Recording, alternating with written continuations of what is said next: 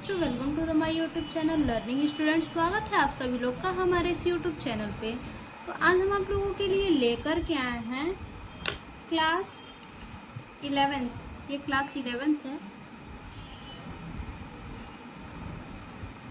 Class 11th के बच्चों के लिए है सूतपुत्र नाटक और इस नाटक का सारांश। तो देखिए सारांश किस तरह से आप एग्जाम में देख सकते हैं।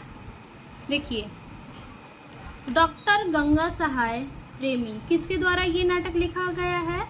डॉक्टर गंगा सहाय प्रेमी के द्वारा।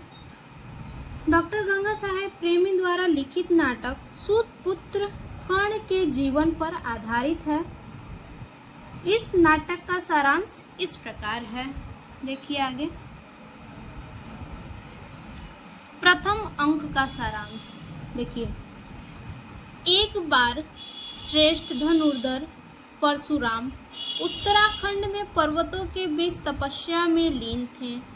एक दिन सूतपुत्र कर्ण धनुर्विद्या के लिए परशुराम जी के आश्रम में पहुंचते हैं। कौन? सूतपुत्र कर्ण, जो कि क्षत्रिय जात के होते हैं। क्षत्रिय जात क्या होता है? बहुत नीच जात हम कह सकते हैं। और स्वयं को ब्राह्मण बताकर धनुर्विद्या की शिक्षा प्राप्त करने लगते हैं। जो परशुराम होते हैं वो व्रत लिए होते हैं कि वो केवल ब्राह्मण को ही धनुर्विद्या सिखाएंगे, परंतु जो कर्ण होते हैं उन्हें धनुर्विद्या सीखने का क्या होता है? बहुत ही ज़्यादा शौक होता है। वो धनुर्विद्या सीखना चाहते थे, इसीलिए वो अपना खुद को ब्राह्मण बताकर धनुर्विद्या की शिक्षा प्राप्त करने लगते हैं। क्योंकि परशुराम केवल ब्राह्मणों को ही धनुर्विद्या सिखाते थे। इसी दौरान एक दिन कर्ण की जंघा पर सिर रखकर परशुराम सोए होते हैं। तभी एक कीड़ा कर्ण के जंघा को काटने लगता है।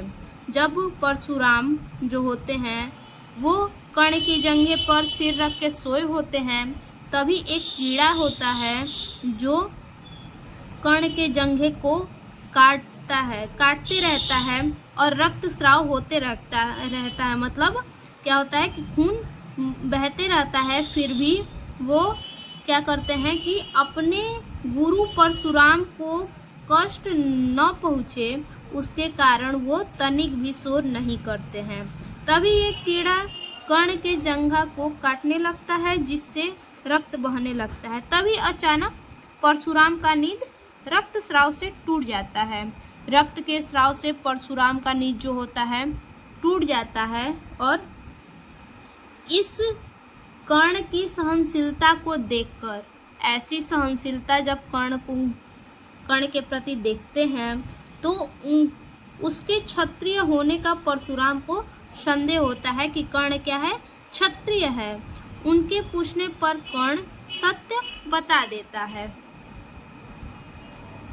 जिससे परशुराम क्रोधित होकर कर्ण को श्राप देते हैं कि मेरे द्वारा सिखाई गई विद्या तुम अंतिम समय में भूल जाओगे। तो ये हमारा क्या है? प्रथम अंक का सारांश।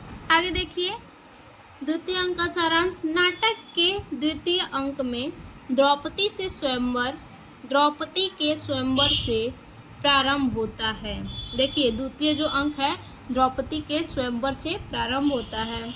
अब क्या है स्वयंवर में? देखिए, स्वयंवर में विजयी बनने के लिए तेल में देखकर, खौलता हुआ तेल होता है जो कि उसी में देख करके मछली के आँख को भेदना होता है। तो ये कह रहा है कि तेल में देखकर मछली के आँख को भेदना होता है। प्रतियोगिता में कर्ण भी जाते हैं। देखिए, उस प्रतियोगिता में, उस स्वयंवर में जो होता है कर्ण भी जाते हैं, वो भी भाग लेना चाहते हैं। लेकिन क्या होता है कि कर्ण के भाग लेने पर राजा द्रुपद अयोग्य कुल घोषित कर देते हैं। क्या चीज़? कि जो कर्ण है वो नीच कुल का है, अयोग्य कुल का है। तभी दुर्योधन कर्ण को अंग देश का राजा घोषित करता है, फिर भी उसकी पात्रता सिद्ध नहीं हो पाता। वह निराश होकर एक जगह बैठ जाता है। कर्ण जो होता है निराश होकर एक जगह बैठ जाता है। उसी समय अर्जुन भीम सभा में आते हैं। ब्राह्मण वेश में भीम और अर्जुन ब्राह्मण वेश में सभा में आते हैं और अर्जुन मछली की आँख भेद देते हैं। जब अर्जुन जो होते हैं मछली की आँख भेद देते हैं तो क्या होता है, तभी राजकुमारी द्रौपदी उनसे स्वयंवर कर लेती हैं। राजकुमार द्रौपदी का उनसे अर्जुन से स्वयंवर होता है। कर्ण पांडवों को इस प्रकार बड़ा भाग्यशाली बताता है। तो ये हमारा हो गया दूसरा अंक का सारांश। देखिए अब तीसरे अंक का सारांश। नाटक का तृतीय अंक नदी के तट पर कर्ण की सूर्य उपासना से प्रारंभ होता है। जब कर्ण जो होते हैं सूर्य की उपासना करते हैं, सूर्य को पुष्प चढ़ाते हैं, उनकी पूजा करते हैं, तभी कर्ण की स्तुति पर सूर्यदेव वहां आते हैं। जब कर्ण सूर्यदेव की स्तुति करते हैं, उनकी पूजा करते हैं, तभी सूर्यदेव वहां प्रकट होते हैं और भावी संकट से कर्ण को सचेत करते हैं। कर्ण को दिव्य कवच एवं कुंडल प्रदान करते हैं जो कि बहुत ही ज़्यादा शक्तिशाली होता है। जो कुंडल सूर्यदेव कर्ण को प्रदान करते हैं बहुत ही ज़्यादा शक्तिशाली होता है और उन्हें कई संकटों से सचेत करते हैं। और तो और इंद्र की भावी चाल से उसे सतर्क करते हैं। फिर भी वे कर्ण को उसकी ममता का नाम नहीं बताते उसकी माता का नाम नहीं बताते हैं। कर्ण को सूर्यदेव जो होते हैं कर्ण को उनकी माता का नाम नहीं बताते हैं कि कर्ण की माता का क्या नाम है, कौन है कर्ण की माता। कुछ समय पश्चात इंद्र अपने पुत्र अर्जुन के लिए छल से कवच मांग लेते हैं। जो कवच कुंडल जो सूर्यदेव अपने पुत्र को कर्ण को दिए होते हैं, जिस कवच कुंडल को वो छल से जो इंद्र होते हैं अपने पुत्र अर्जुन के लिए उस कुंडल को मांग लेते हैं, जिससे प्रसन्न होकर जो इंद्र होते हैं प्रसन्न होकर कर्ण को अमोघ शस्त्र प्रदान करते हैं जो कि बहुत ही ज़्यादा शक्तिशाली होता है। इंद्र के जाने पर कुंती आती है। जब इंद्र चले जाते हैं तभी कुंती का आगमन होता है नदी के तट पर। और जब कुंती नदी के तट पर आती हैं तो कर्ण को क्या बताती हैं कि वही उसका ज्येष्ठ पुत्र है और पांडवों का वध न करने का वचन लेती हैं। जब कुंती कर्ण से वचन लेती हैं कि क्या कर्ण पांडवों का वध न करें, तभी कर्ण क्या करते हैं, कुंती को इनकार कर देते हैं इस चीज़ से कि कर्ण कुंती को आश्वासन देते हैं, क्या देते हैं कि वह अर्जुन के सिवा किसी अन्य पांडव को नहीं मारेगा। क्योंकि क्या बोली थी कुंती कि वो उनका क्या है, ज्येष्ठ पुत्र है, इसीलिए वो क्या कर्ण बोला कि अर्जुन के सिवा किसी अन्य पांडव को वो नहीं मारेगा, केवल अर्जुन को ही मारेगा। अब देखिए चतुर्थ अंक का सारांश। सूतपुत्र नाटक के चौथे अंक पर प्रारंभ कुरुक्षेत्र की युद्ध भूमि से होता है। देखिए चौथे अंक का प्रारंभ कहाँ से होता है, कुरुक्षेत्र की युद्ध भूमि से, यानी यहाँ पे युद्ध भूमि से प्रारंभ हो रहा है चौथा अंक हमारा।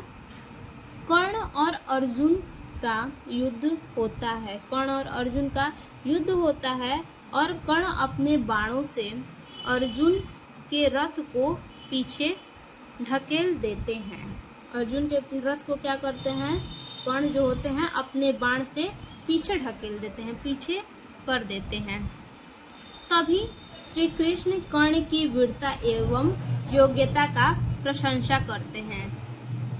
इस चीज को देखकर कि कर्ण के बाण से अर्जुन का रथ जो है पीछे चला गया, इस चीज को देखकर कृष्ण क्या करते हैं, कर्ण की वीरता का प्रशंसा करते हैं, उनकी योग्यता का प्रशंसा करते हैं इस बात से अर्जुन जो होते हैं इस बात से रुष्ट हो जाते हैं कि कृष्ण क्यों कर्ण की प्रशंसा कर रहे हैं।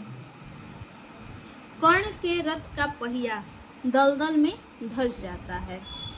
जब कर्ण के रथ का पहिया दलदल में धंस जाता है तो क्या करते हैं, कर्ण जो होते हैं जब वह निकालने की कोशिश करते हैं, उस पहिए को क्या करते हैं, निकालने की कोशिश करते हैं, तो श्री कृष्ण देखिए क्या कह रहे हैं कि श्री कृष्ण के संकेत पर श्री कृष्ण अर्जुन को संकेत करते हैं। क्या संकेत करते हैं, निहस्ते कर्ण पर बाण वर्षा प्रारंभ कर देते हैं। कृष्ण के संकेत पर अर्जुन निहत्थे कर्ण पर बाण वर्षा प्रारंभ कर देते हैं, यानी कर्ण पर बाण बरसाने लगते हैं। तभी क्या होते हैं, कर्ण घायल हो जाते हैं और गिर पड़ते हैं। संध्या हो जाने पर युद्ध समाप्त हो जाता है।